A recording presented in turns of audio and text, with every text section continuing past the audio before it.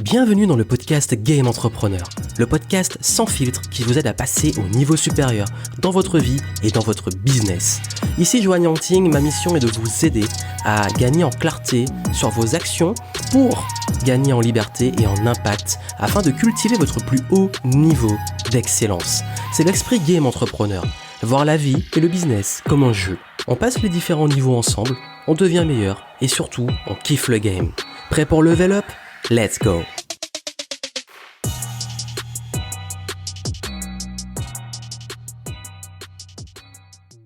Hello, ici Joanne Yangting, bienvenue dans le podcast Game Entrepreneur et aujourd'hui on va parler de l'alignement. D'être aligné dans son business, d'être aligné sur ses valeurs, sur sa vision, mettre du sens.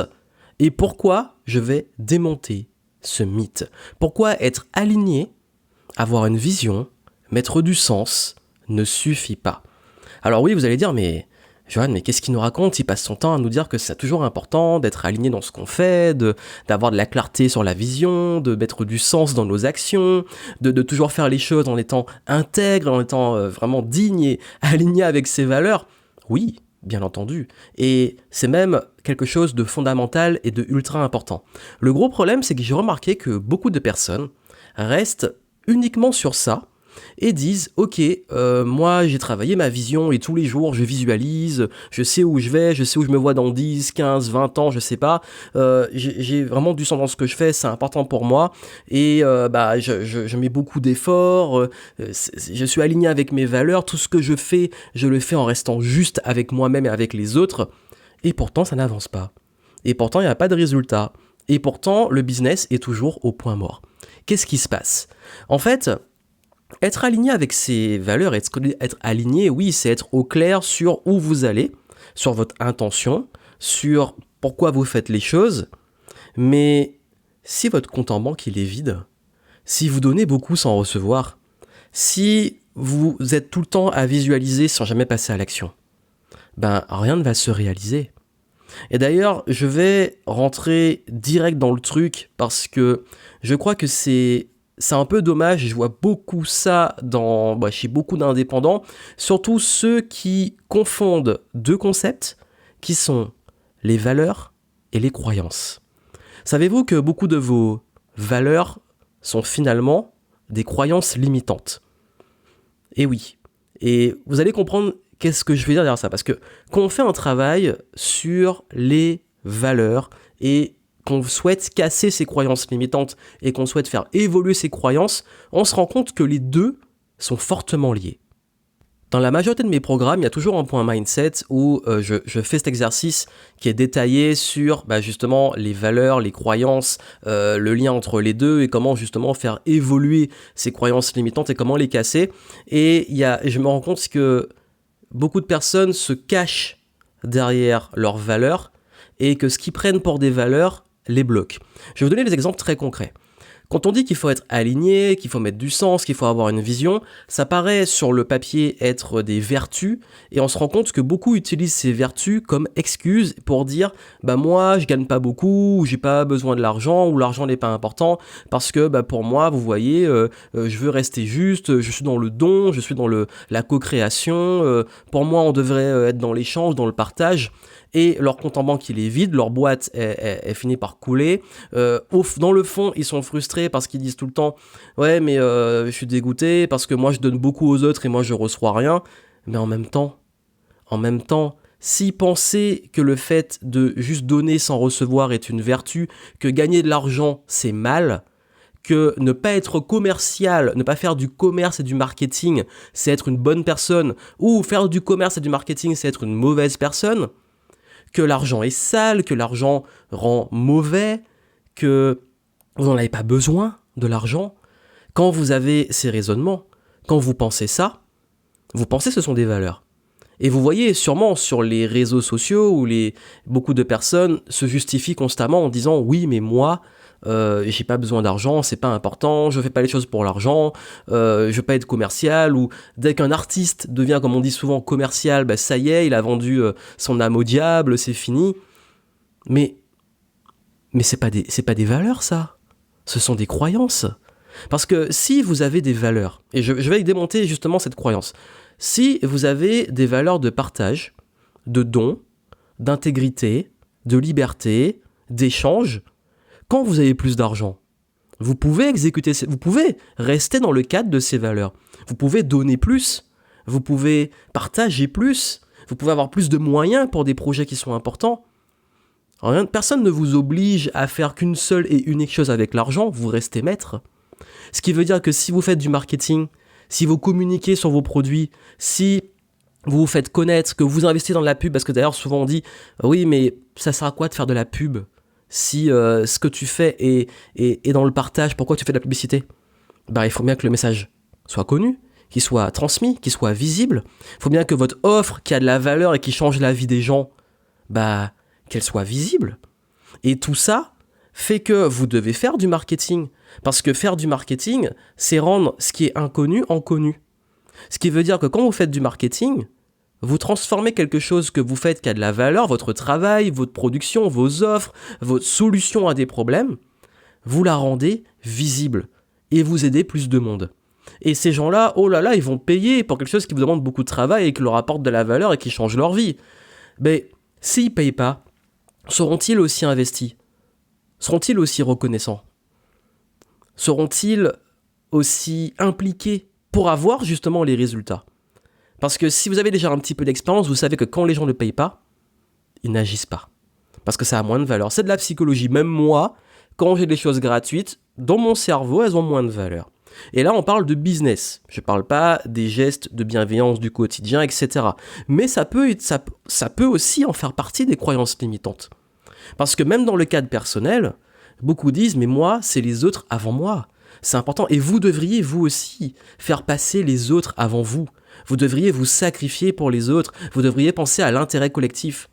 Des gens qui se sacrifient pour le bien commun, mais finalement, la première chose qu'ils sacrifient, c'est eux-mêmes parce qu'ils veulent le bien commun, mais eux ne sont pas bien. Et ça, c'est triste. Et il y en a beaucoup comme ça, et j'en côtoie beaucoup comme ça. C'est-à-dire qu'ils ont des valeurs, ils ont des vertus, et ce qu'ils considèrent comme des vertus, ils ont une morale qui, justement, enrichit leur vision, qui crée un alignement de rester intègre, mais ils s'accrochent à des choses qui pensent être des valeurs, mais qui sont en réalité des croyances limitantes. Parce que si c'était vraiment leurs valeurs profondes, ils pourraient les exprimer au-delà de ces croyances limitantes. Si vous avez des croyances limitantes sur l'argent, et que vous avez des valeurs de don et de partage, avoir plus d'argent devrait vous encourager à donner plus et partager plus. Ça va pas vous changer, ça va juste vous faire passer à un autre niveau, et vous allez pouvoir justement en faire du bien. De même, si pour vous commercial c'est mauvais, à un autre niveau vous faire connaître vous permet d'aider plus de monde, et quel que soit le projet.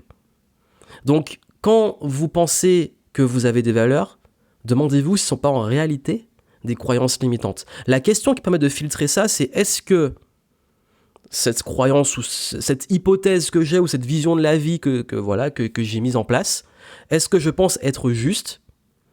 Est-ce que je ne pourrais pas exprimer la même valeur avec le total opposé ?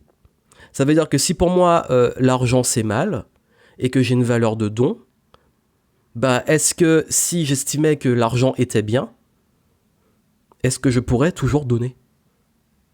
Est-ce que je pourrais toujours être dans le partage ?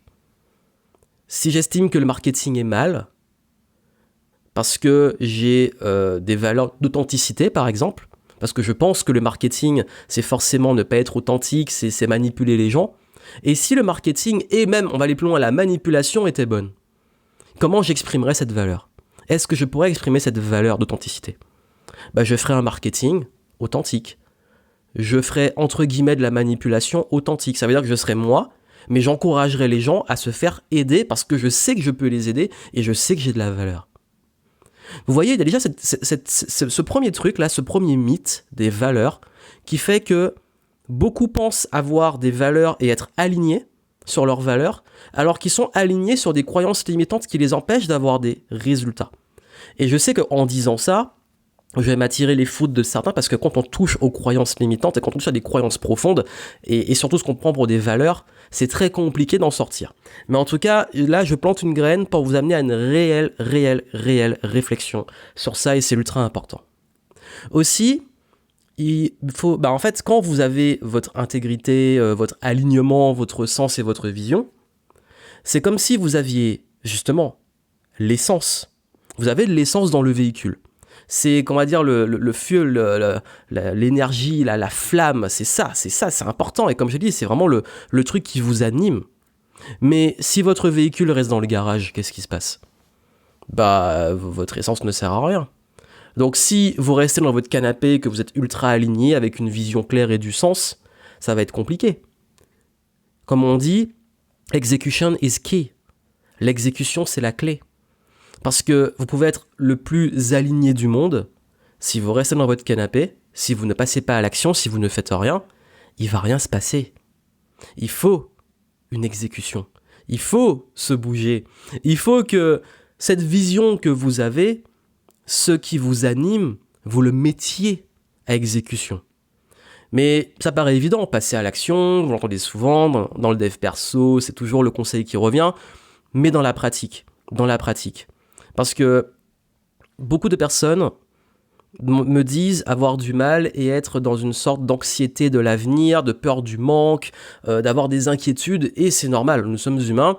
Moi aussi, par moments, j'ai mes coups de flip, moi aussi, par moments, j'ai de l'incertitude pour l'avenir, moi aussi, par moments, je me projette.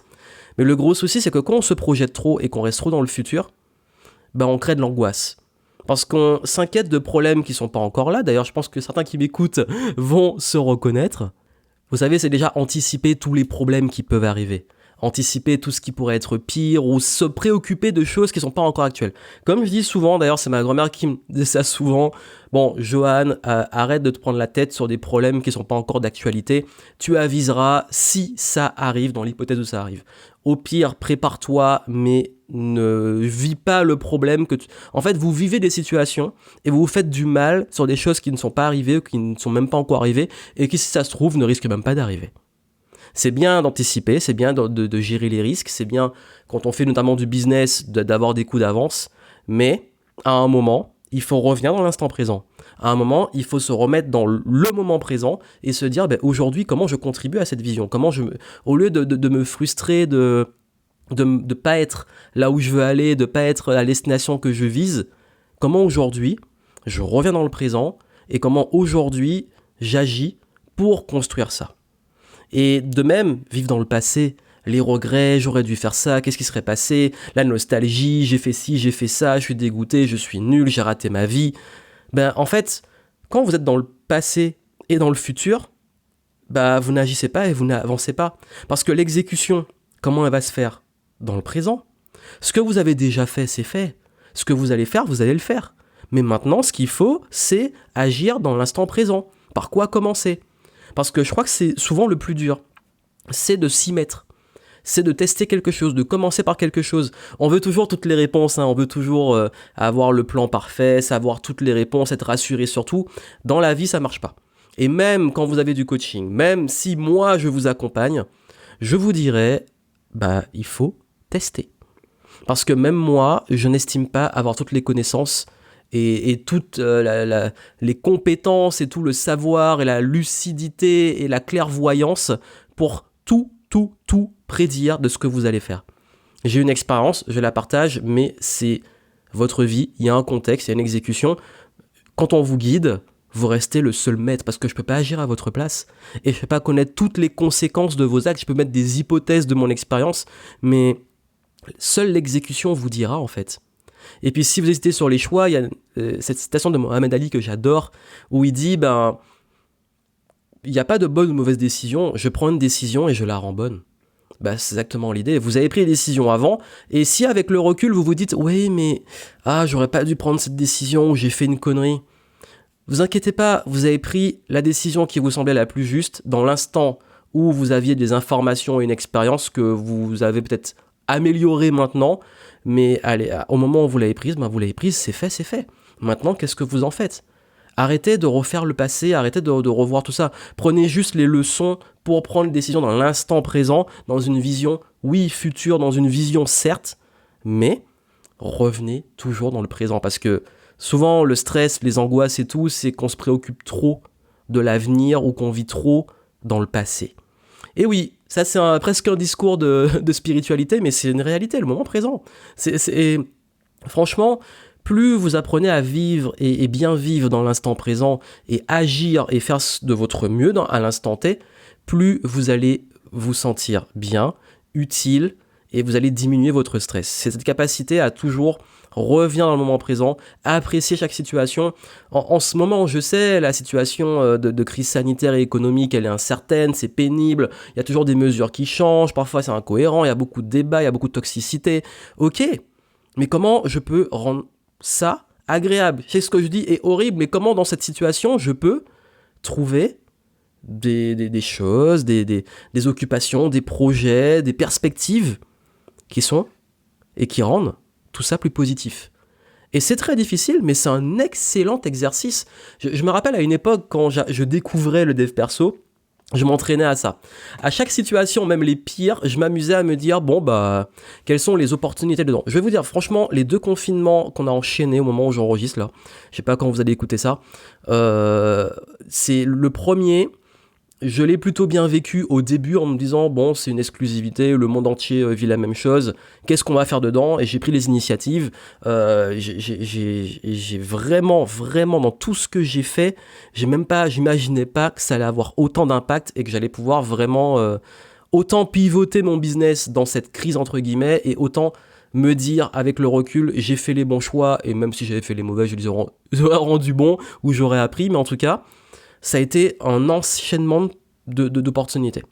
À la fin, forcément fatigué et tout, mais franchement, avec le recul maintenant, je me dis, j'ai fait ce qu'il fallait, je suis fier, je suis content, et surtout, j'ai appris plein de choses.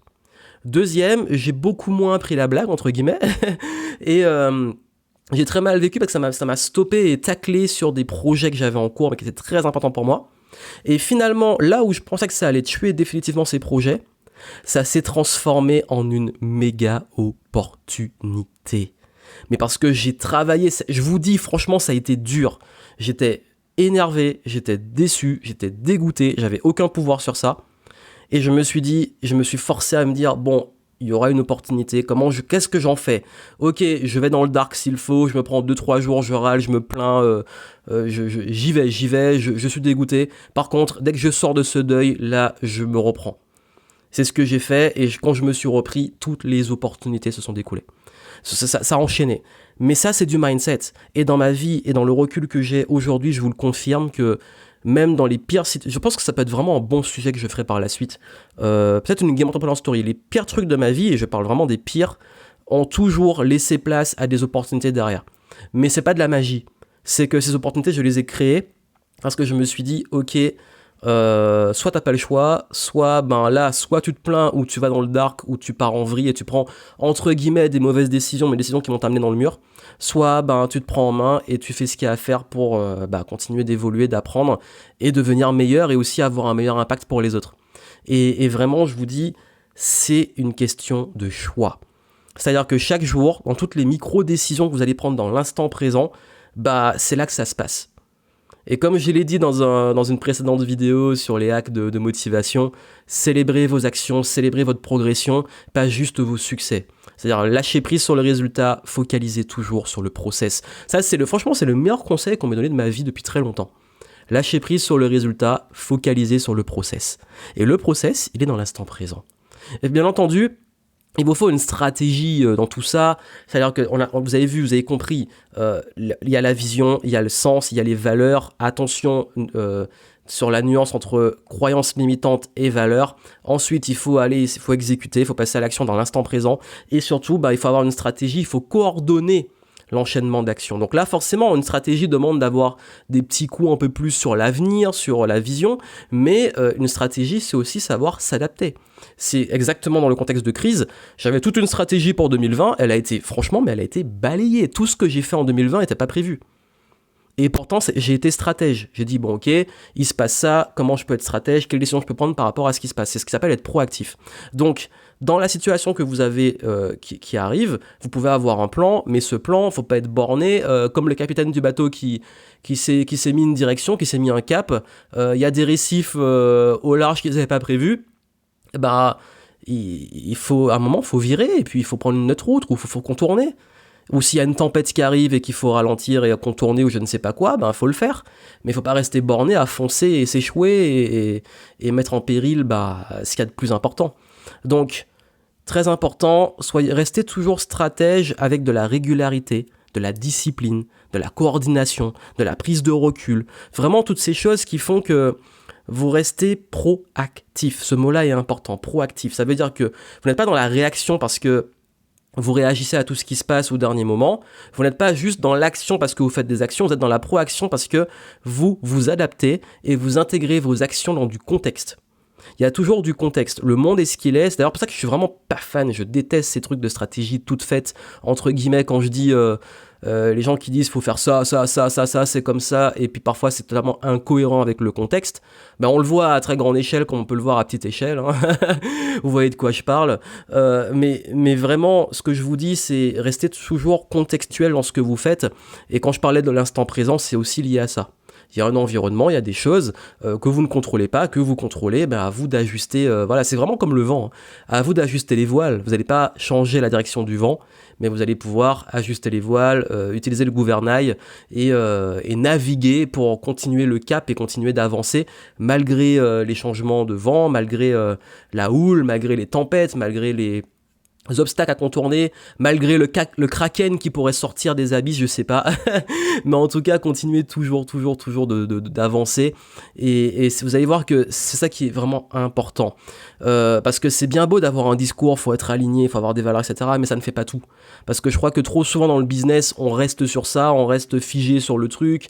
On se dit, ok, le business c'est comme ça. Ou alors soit parfois on veut avancer sur son business et puis on n'a que des conseils sur le mindset qui disent ouais mais faut que tu sois aligné, etc. Et puis finalement on n'a pas de stratégie. Soit on passe à l'action mais c'est pas coordonné, soit on s'attache et on reste figé sur des valeurs en défendant ces valeurs très fortement qui sont au final des choses qui nous bloquent parce qu'on pourrait très bien les exprimer en cassant ces croyances limitantes et donc en cassant ces blocages. Donc vraiment quand je vous dis que c'est super et c'est très important sur les fondamentaux et les bases d'être aligné, d'être au clair, mais c'est une base. Si vous avez juste les fondations, mais qu'il n'y a pas de maison, qu'il n'y a pas de structure, il n'y a pas de toit, il n'y a pas d'intérieur, ça ne sert à rien, vous avez juste des fondations. Donc, si vous voulez vraiment continuer de progresser, si vous voulez continuer d'avancer, soyez aligné certes, mais soyez aligné sur des valeurs profondes, pas des croyances limitantes. Également, n'oubliez jamais ce véhicule qui est dans le garage avec l'essence. Et puis surtout, continuez d'agir, d'être dans l'instant présent, de prendre du recul et de rester proactif pour une exécution stratège. Et c'est là que vous allez vraiment... Là, le combo, il va vous faire progresser à mort. Donc, c'est vraiment ce que je voulais partager dans ce podcast. Vraiment, c'est ce message... Si vous connaissez des gens qui sont vraiment trop souvent dans le futur, dans le passé ou dans l'alignement sans avoir de stratégie cohérente ou de vraiment d'exécution, partagez, laissez des reviews sur iTunes, ça aide à faire connaître ce podcast. Et puis surtout, ça peut vous aider dans les notes du podcast, je vous mets un lien vers ma formation sur le mindset et comment développer un mindset à succès. Ça peut vous aider et comme j'ai dit, moi je suis là pour vraiment vous aider à vous ouvrir et à pas rester enfermé sur des schémas, des modèles tout faits et à vous donner des fondamentaux, des bases, mais vous ouvrir aussi sur apprendre à réfléchir, apprendre à gérer des situations aussi inédites, à gérer aussi des problèmes parce que ce sont aussi des compétences. Au-delà des compétences dures, c'est ce qu'on appelle les soft skills qui sont ultra importantes pour pouvoir continuer de progresser dans la vie et continuer de devenir meilleur et d'avoir aussi des résultats pour réaliser ces projets qui vous tiennent à cœur. Donc voilà, donc je vous souhaite plein de succès. On se retrouve pour des futurs podcasts. N'oubliez pas les petites reviews qui font plaisir sur iTunes, laissez des petites étoiles, un petit commentaire, ça fait plaisir. Et puis, je vous souhaite beaucoup de bonheur. À très bientôt.